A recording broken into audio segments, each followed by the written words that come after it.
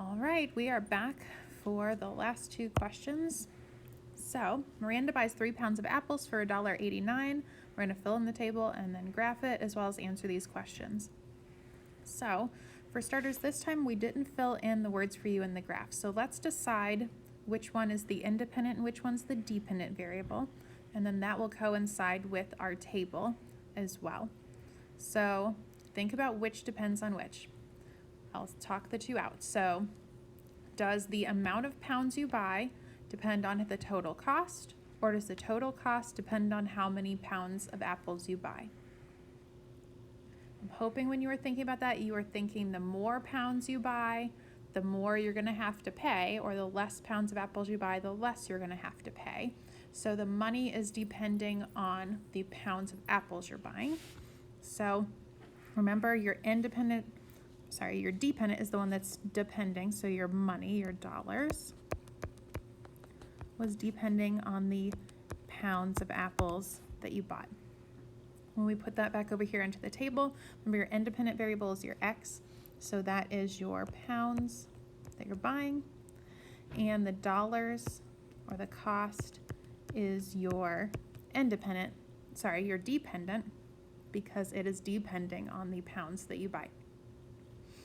All right, so we have $1.89 for 3 pounds. Let's go ahead and find that unit rate so we can fill in our equation. So set up your proportion and go ahead and solve that to find your unit rate, and then come back to me and check your answer.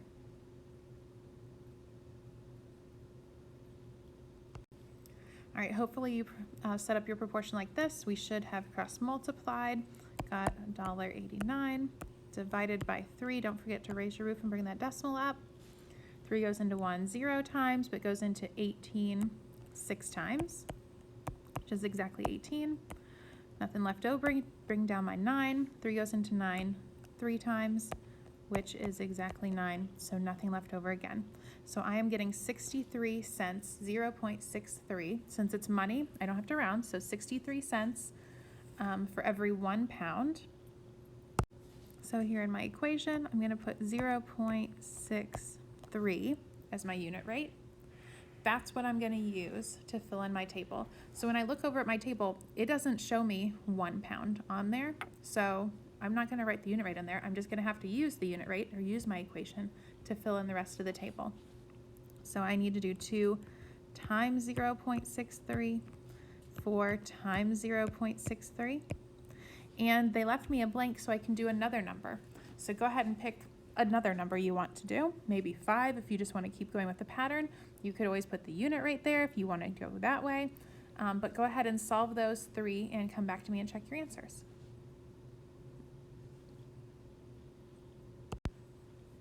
Okay, so hopefully you filled those in. I again showed my work right here for 63 cents times 2, and I got $1.26.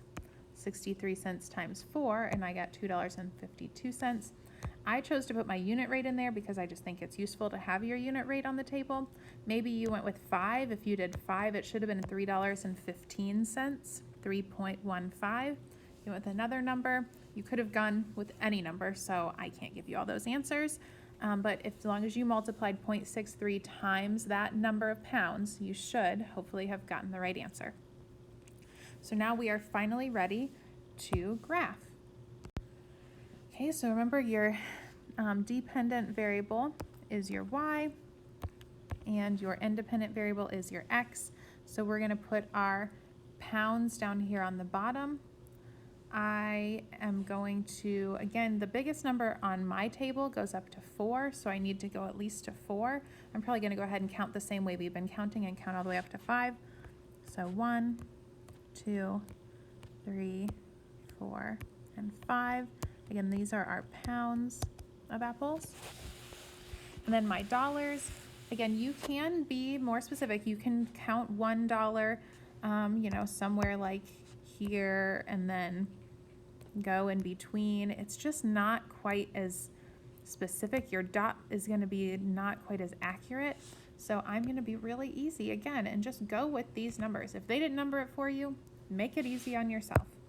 So I am going to go with 63 cents right here, 0.63. and then $1.26, 1.26, $1.89,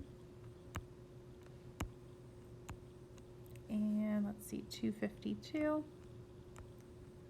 And because I already told you that I thought for 5 pounds it was going to be $3.15, I'll go ahead and put that as well, since some of you may have used that number.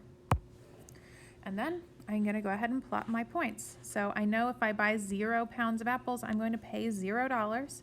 For 1 pound, it's 63 cents. 2 pounds is $1.26. 3 pounds is $1.89. 4 pounds is $2.52. And 5 pounds is $3.15. Sorry, I forgot to label this dollars. And remember, we can go ahead and draw this line. Ooh, hopefully yours is a little better than mine. Remember, that's just showing it goes on. I could have bought 25 pounds of apples if I really wanted.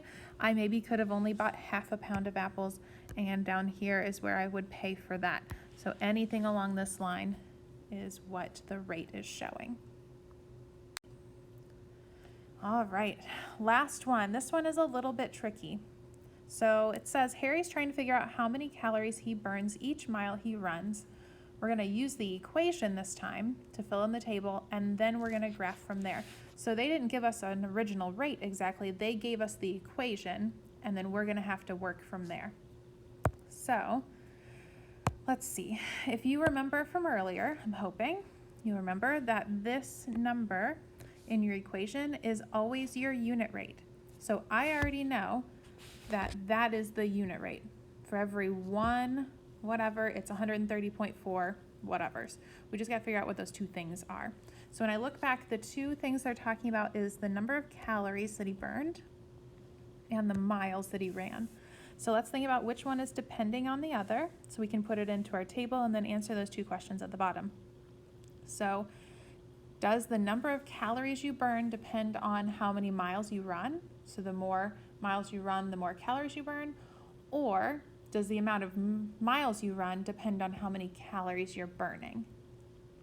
Hopefully you can tell that the more you run, the more calories you're going to burn. You only run 1 mile, you're going to burn this much. But if you run 2 miles, you're going to burn even more. So our independent would be the miles ran. What is depending on that is the calories that you burn. So calories in this case is our dependent. The more I run, the more calories I can burn. So remember, your independent is always your X, your dependent is your Y. So when I go back up here, X is my miles and calories is my Y. Now, just to make it easy on myself for these miles, since they didn't number them at all, I would say just count up by 1. So 1, 2, 3, 4, 5. You can be tricky and fancy and change the numbers if you want, but it's just making it more work and more difficult on yourself. So you might as well, if they're letting you have the chance to put it in, just count up by 1. Makes it easy. Now they already gave me the equation, so they already told me what that unit rate was. So I know that for 1 mile, he is burning 130.4 calories.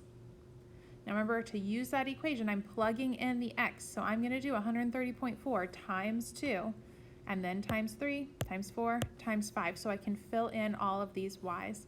Why don't you take a few minutes, multiply each of these using your equation, fill in the rest of that table, and then come back with me and check your answer.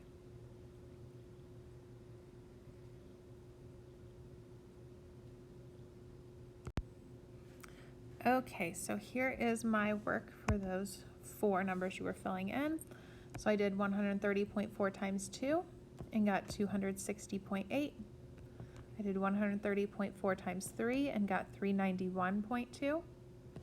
Did 130.4 times 4 and got 525.6. And I did 130.4 times 5 and got 652. It was 0.0, but remember, we can just get rid of that 0 at the end. We don't need it since it's after the decimal.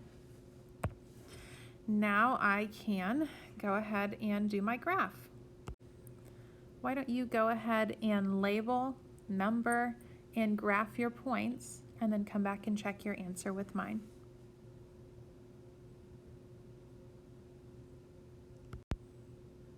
All right, here is my final graph. So miles again was your independent, that goes across the X.